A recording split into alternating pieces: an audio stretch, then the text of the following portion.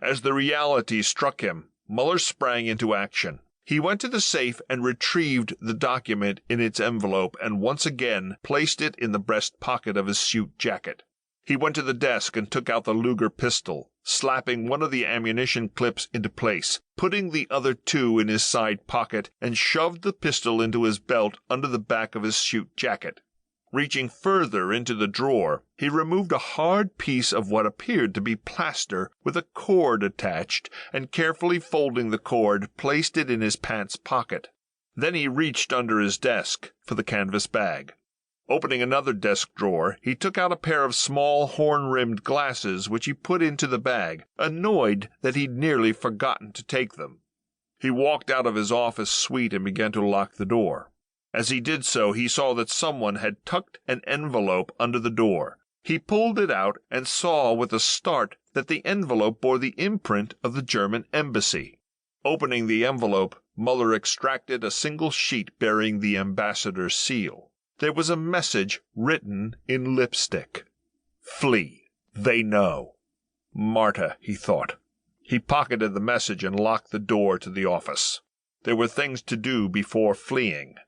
Striding down the broad staircase, Muller saw the ground floor of the great hall was in a state of chaos. People streaming in from adjoining corridors, all seemingly speaking at once, hurrying in different directions. As Muller approached the National Bank offices, he saw Victor Kainbach stand on a chair, then step up on top of a big desk. Somewhere he'd found a bell which he was swinging over his head, trying to get people's attention and quiet the crowd. Finally, the din subsided enough for him to make himself heard. "Ladies and gentlemen," he said loudly, "you have all heard the news. The government has fallen and Germany is taking charge. None of us knows what that means. Accordingly, as president of the National Bank of Austria, I declare the bank closed for business until further notice. You are all instructed to lock up your files and exit the building as quickly as possible. I wish you all luck. Godspeed." Kainbach climbed down off the desk. He was surrounded by bank employees, and Muller could hear him urging them to depart as quickly as they could. Muller strode rapidly to the first corridor on his right and then entered the men's WC. He waited for a man to finish rinsing his hands at the sink and towel off. Then, checking to ensure he was alone, he pushed his canvas bag into the large trash container and covered it with used hand towels so it could not be seen. Then he retraced his steps back to the National Bank section of the main hallway. Kainbach was freeing himself from the last of his employees. As he turned to go into his office, Muller grabbed him by the elbow and motioned toward the vacant office they'd used that morning. Once they were inside, he turned to Kainbach. "It's time," he said. "Austria is finished. It's now German. Are you ready to act?" Kainbach looked levelly at Muller. "Where's the declaration of default and the order to repay the principal amount of the loan?" he said.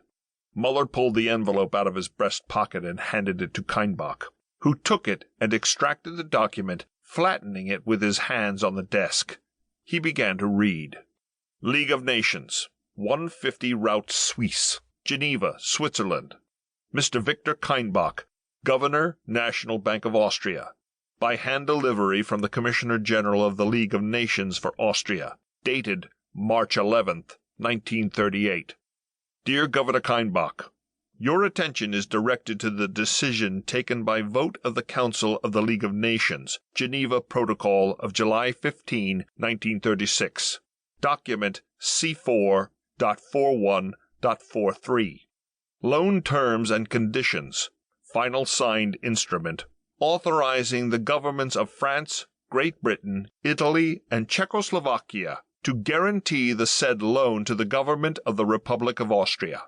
The protocol approved by the League Council expressly provides in Section 5 thereof as follows, quote, "A condition of this decision is that Austria shall take such steps as may be necessary and proper to ensure that the Austrian economy remains independent of the German Reich, and that no customs union or similar arrangement shall be permitted to take effect, whether de facto or de jure."